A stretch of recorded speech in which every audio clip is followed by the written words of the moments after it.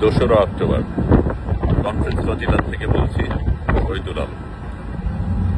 আমরা গতকালকে ঝড়ের ভেতর দিয়ে গিয়েছিলাম, কিন্তু এখন ঝড় কমেছে। ক্যাপ্টেন দ্রুত জাহাজ এগিয়ে নিয়ে যাচ্ছিলেন ঝড়ের আগে যাওয়ার জন্য। আমরা সুমুদ ফতিরার শেষ অংশে, এর আগের ফ্লোটিলাগুলি ইতিমধ্যে গাজার কাছে চলে গেছে। সামনে যেগুলি ছিল সেদিকে গত রাতে ইসরায়েলি হানাদাররা আক্রমণ করেছিল, কিন্তু আমরা এখনো সেই জায়গায় পৌঁছাইনি।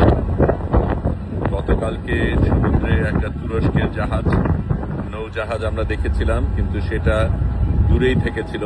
আজকে কারা আমরা জানি না, কিন্তু আমরা ক্রমশ কাছে যাচ্ছি। আমরা অবশ্যই সেখানে পৌঁছাবো এবং ইসরায়েলের আক্রমণের কারণে আমরা কোনোভাবেই পেছনে যাব না। এখনো সমুদ্র উত্তপ্ত, এখনো ঝড়ের আশঙ্কা রয়েছে। বিদ্যুৎ থেমে গেছে, বৃষ্টিও সকালে থেমে গেছে, কিন্তু আমরা আমাদের মতো চলছি। শহীদুল আলম বলছি, গাজার পথে।